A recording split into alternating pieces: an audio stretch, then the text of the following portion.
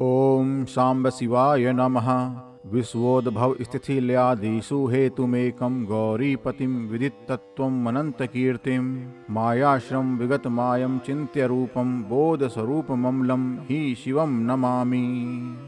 जो विश्व की उत्पत्ति, स्थिति और लय आदि के एकमात्र कारण हैं, गिरिराज कुमारी उमा के पति हैं, तत्वज्ञ हैं, जिनकी कीर्ति का कहीं अंत नहीं है, जो माया के आश्रय होकर भी उससे अत्यंत दूर हैं, जिनका स्वरूप अचिंत्य है, जो बोध स्वरूप हैं तथा निर्विकार हैं, उन भगवान शिव को मैं प्रणाम करता हूँ।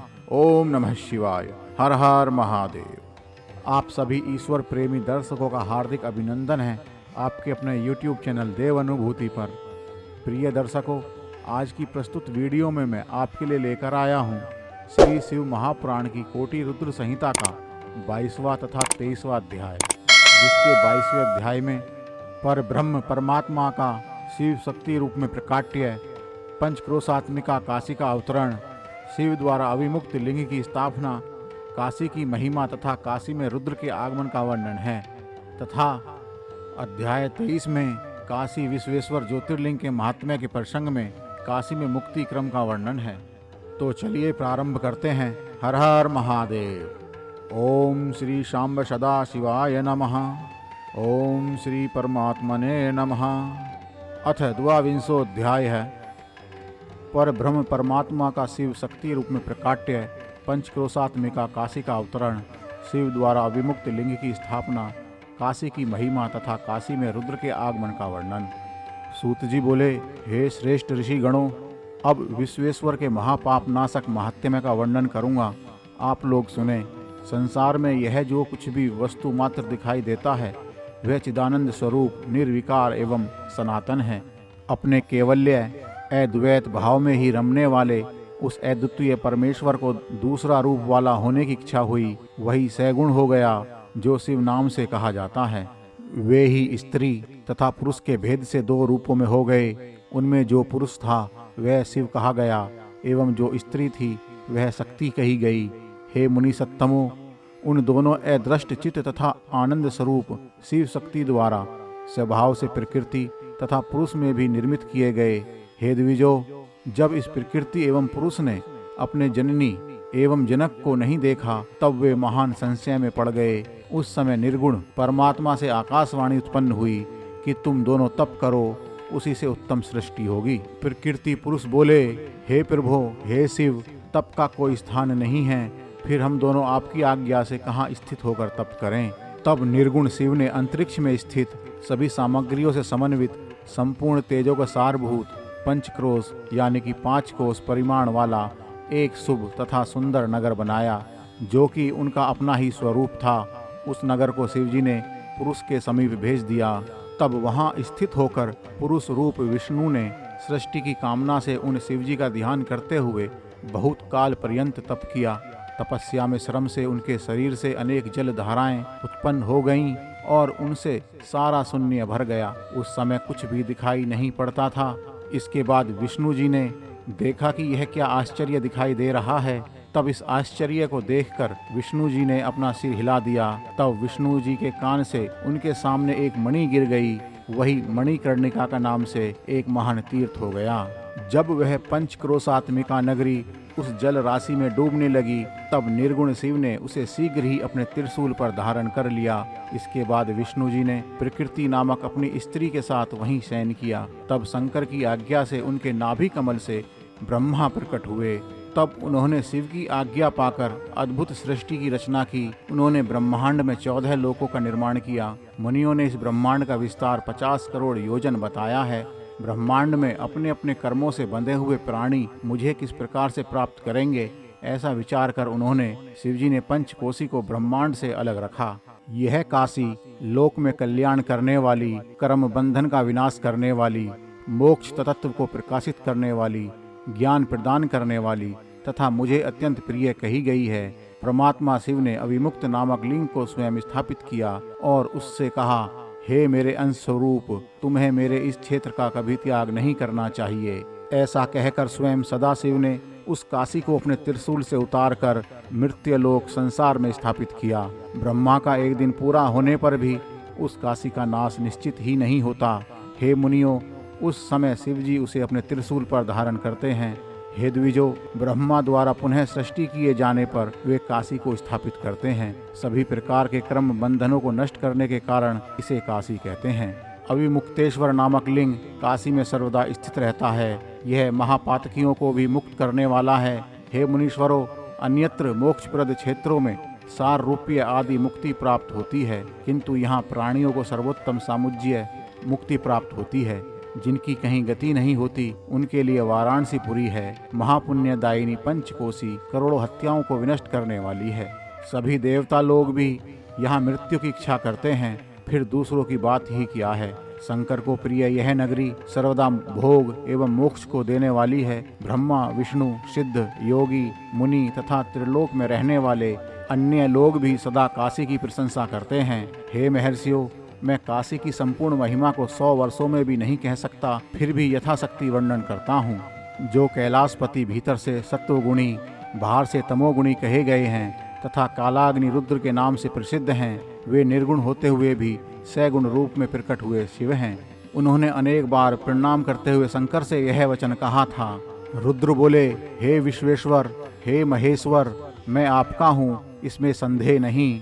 हे महादेव, मुझ पुत्र पर अम्बा सहित आप कृपा कीजिए। हे जगन्नाथ, हे जगतपते, लोक कल्याण की कामना से आप यहीं पर सदा निवास कीजिए और सबका उद्धार कीजिए, मैं यही प्रार्थना करता हूँ। तब आगे सूत जी बोले, तदंतर मन तथा इंद्रियों को संयत करने वाले अविमुक्त ने भी बारंबार शिव की प्रार्थना करके अपने नेत्रों से आंसुओं को गिराते हुए प्रसन्नता पूर्वक शिव जी से कहा। अविमुक्त बोले, हे देवादिदेव, हे महादेव, हे काल रूपी रोग की उत्तम औषधि, सचमुच आप त्रिलोकपति हैं और ब्रह्मा तथा विष्णु आदि के द्वारा सेवनीय हैं। हे देव, आप काशीपुरी में अपनी राजधानी स्वीकार कीजिए और मैं अचिंत्य सुख के लिए आपका ध्यान करता हुआ यहीं निवास करूंगा। आप ही मुक्तिदाता एवं कामनाओं को पूर्ण करने वाले हैं, दूसरा कोई नहीं। इसलिए आप लोकोपकार के लिए पार्वती सहित सदा यहीं निवास करें। हे सदाशिव, आप यहाँ निवास करते हुए संसार सागर से सभी जीवों का उद्धार कीजिए और भक्तों का कार्य पूर्ण कीजिए, मैं आपसे बारंबार प्रार्थना करता हूँ। आगे सूत जी बताते हैं, इस प्रकार उन विश्वनाथ के द्वारा प्रार्थना किए जाने पर सबके स्वामी शंकर जी लोकोपकार्थ वहाँ भी निवास करने लगे। जिस दिन से वे हर काशी में आए, तभी से वह काशी सर्वश्रेष्ठ हो गई। ओम श्री सांब शिवाय नमः। अथ त्रिविंशोऽध्यायः। काशी विश्वेश्वर ज्योतिर्लिंग के महात्म्य के प्रसंग में काशी में मुक्ति क्रम का वर्णन। ऋषि बोले, हे प्रभो, हे सूत जी, यदि वाराणसी महापुरी इतनी पवित्र है तो आप उसका एवं अविमुक्त ज्योतिर्लिंग का प्रभाव हम लोगों से कहिए। तब सूत जी बोले, हे मुनीश्वरों, मैं संक्षेप में सम्यक रीति से वाराणसी तथा विश्वेश्वर के अति सुंदर महात्म्य का वर्णन करता हूँ, आप लोग सुने। किसी समय पार्वती ने बड़ी प्रसन्नता से संसार के हित की कामना से काशी तथा अविमुक्त का महात्म्य शिवजी से पूछा। पार्वती बोली, हे शिवजी, आप लोक हित की कामना से मेरे ऊपर कृपा करके इस क्षेत्र का महात्म्य पूर्ण रूप से कहने की कृपा करें। आगे सूत जी बताते हैं, देवी का यह वचन सुनकर देवादिदेव जगत प्रभु ने जीवों के कल्याण के लिए उन भवानी से कहा। परमेश्वर बोले, हे भद्रे, तुमने लोक का कल्याण करने वाला तथा सुखदायक शुभ प्रश्न किया है। अब मैं अविमुक्त तथा काशी के यथार्थ महात्म्य का वर्णन करता हूँ। यह वाराणसी सदा मेरा गोपनीय क्षेत्र है और सब प्रकार से सभी प्राणियों के मोक्ष का हेतु है। इस क्षेत्र में सिद्धगण अनेक प्रकार का चिन्ह धारण कर मेरे लोक की प्राप्ति करने की इच्छा से मेरा व्रत धारण कर सर्वदा यहाँ निवास करते हैं। यहाँ पर वे सिद्धगण अपने मन तथा इंद्रियों को वश में करके महायोग का अभ्यास करते हैं एवं भोग तथा मोक्ष देने वाले श्रेष्ठ पाशुपत व्रत का आचरण करते हैं। हे महेश्वरी, जिस कारण से सब कुछ छोड़कर वाराणसी में निवास करना मुझे निश्चय ही अच्छा लगता है, उसे तुम सुनो। जो मेरा भक्त है एवं जो ज्ञानी है, वे दोनों ही मुक्ति के भागी हैं। उन्हें किसी अन्य तीर्थ की अपेक्षा नहीं रहती। उनके लिए विहित एवं अविहित दोनों ही प्रकार के कर्म समान हैं। उन दोनों को जीवन मुक्त समझना चाहिए। वे जहाँ कहीं भी मरें, उन्हें शीघ्र ही मुक्ति प्राप्त हो जाती है। मैंने यह सत्य वचन कहा है। हे देवी, हे परम शक्ति स्वरूपिणी, इस सर्वश्रेष्ठ अविमुक्त नामक तीर्थ में जो विशेषता है उसे तुम ध्यान से सुनो। सभी वर्ण तथा आश्रम के लोग, चाहे वे बालक हों युवा हों अथवा वृद्ध हों, इस पुरी में मरने पर अवश्य मुक्त हो जाते हैं, इसमें संदेह नहीं है। हे द्विजो, पवित्र हो अपवित्र हो, कन्या हो या विवाहिता, विधवा, वंध्या, रजस्वला, प्रसूता अथवा असंस्कृता, चाहे जैसी कैसी भी स्त्री हो, यदि वह इस क्षेत्र में मर जाए तो मुक्ति प्राप्त कर लेती है, इसमें संशय नहीं है। स्वेदज, अंडज, उद्भिज अथवा जरायुज प्राणी, ये सभी यहाँ मरने पर जैसा मोक्ष प्राप्त कर लेते हैं, वैसा अन्यत्र कहीं नहीं। हे देवी, यहाँ न ज्ञान की अपेक्षा है, न भक्ति की अपेक्षा है, न सत्कर्म की अपेक्षा है और न दान की अपेक्षा है। यहाँ न संस्कार की अपेक्षा है और न ध्यान की ही अपेक्षा कभी है। यहाँ न नाम की अपेक्षा है, पूजा तथा उत्तम जाति की भी कोई अपेक्षा नहीं है। जो कोई भी मनुष्य मेरे इस मोक्षदायक क्षेत्र में निवास करता है, वह चाहे जिस किसी प्रकार से मरा हो, निश्चय ही मोक्ष को प्राप्त कर लेता है। हे प्रिय, यह मेरा दिव्यपुर गुह्य से भी गुह्यतर है। हे पार्वती, ब्रह्मा आदि भी इसका महात्म्य नहीं जानते हैं, अतः सभी स्थितियों में मोक्ष प्रदान करने के कारण यह महान क्षेत्र अविमुक्त कहा गया है। मरने के बाद यह नैमिषारण्य आदि क्षेत्रों से भी अधिक मोक्षप्रद है। विद्वान पुरुष धर्म का उपनिषद सत्य, मोक्ष का सार तत्व, समतत्व भाव, क्षेत्र और तीर्थ का उपनिषद अविमुक्त क्षेत्र को कहते हैं। अपनी इच्छानुसार भोजन, शयन, क्रीड़ा आदि विविध क्रियाओं को करता हुआ भी अविमुक्त में प्राण त्याग करने वाला प्राणी मोक्ष का अधिकारी हो जाता है। हजारों पाप करके पिशाच हो जाना भी अच्छा है, किंतु काशी को छोड़कर स्वर्ग में 1000 इंद्रपद श्रेष्ठ नहीं है। इसलिए मुनिजन पूर्ण प्रयत्न के साथ काशीपुरी का सेवन करते हैं और अव्यक्त स्वरूप वाले सदाशिव का ध्यान करते हैं। हे प्रिय, मनुष्य जिस जिस फल को उद्देश्य करके यहाँ तप करते हैं, उन्हें मैं निश्चय ही वे मनोवांछित फल प्रदान करता हूँ। उसके बाद उन्हें अपनी सायुज्य मुक्ति तथा अभिलषित स्थान देता हूँ। यहाँ शरीर का त्याग करने वालों को कभी भी कर्म का बंधन नहीं होता है। देवताओं तथा ऋषियों के सहित ब्रह्मा, विष्णु, सूर्य और अन्य सभी महात्मा तथा दूसरे लोग भी यहाँ मेरी उपासना करते हैं। विषयासक्त चित्त वाला तथा धर्म रुचि से रहित मनुष्य भी यदि इस क्षेत्र में मृत्यु को प्राप्त करता है तो वह पुनः इस संसार में नहीं आता है। फिर ममता से रहित, धैर्यवान, सतत्व गुण में स्थित, अहंकार रहित, पुण्य आत्मा तथा सर्वारंभ परित्यागी, निष्काम कर्म करने वाले पुरुषों का कहना ही क्या है, वे सभी तो मुझ में ही लीन रहते हैं। हजारों जन्म लेने के पश्चात योगी पुरुष यहाँ जन्म प्राप्त करता है, वह यहाँ मरने पर परम मोक्ष प्राप्त करता है। हे पार्वती, यहाँ पर मेरे भक्तों ने अनेक लिंग स्थापित किए हैं, जो कामनाओं को पूर्ण करने वाले एवं मोक्ष देने वाले हैं। यह क्षेत्र चारों दिशाओं में सभी ओर से 5 कोस तक फैला हुआ कहा गया है। इसमें कहीं भी मर जाने पर प्राणी को अमृत की प्राप्ति होती है। जो पाप रहित पुण्य आत्मा मनुष्य यहाँ मरता है, वह शीघ्र मोक्ष प्राप्त कर लेता है, और जो पापी मरता है वह पहले काय व्यूहों को प्राप्त करता है, फिर वह यातना को भोग कर बाद में मोक्ष प्राप्त करता है। हे सुंदरी, जो इस अविमुक्त क्षेत्र में पाप करता है, वह निश्चित ही 10,000 वर्ष पर्यंत भैरवी यातना प्राप्त करके पाप का फल भोगने के अनंतर मुक्त हो जाता है। इस प्रकार यहाँ पाप करने वालों को जो गति होती है, उस सब को मैंने तुमसे कह दिया। इसे जानकर मनुष्य को अविमुक्त क्षेत्र का विधिवत सेवन करना चाहिए। 100 करोड़ कल्पों में भी अपने द्वारा किए गए कर्म का नाश नहीं होता है। किए गए शुभ और अशुभ कर्म का फल जीव को अवश्य भोगना पड़ता है। अशुभ कर्म निश्चय ही नरक के लिए होता है एवं शुभ कर्म स्वर्ग के लिए होता है। शुभ अशुभ दोनों कर्मों से मनुष्य लोक में जन्म कहा गया है।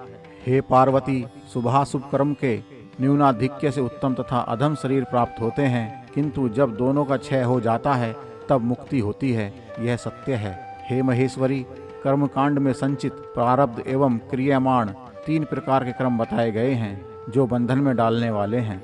पूर्व जन्म में किए गए कर्म को संचित कहा गया है, और जिसका इस शरीर से भोग किया जा रहा है वह प्रारब्ध कहा गया है।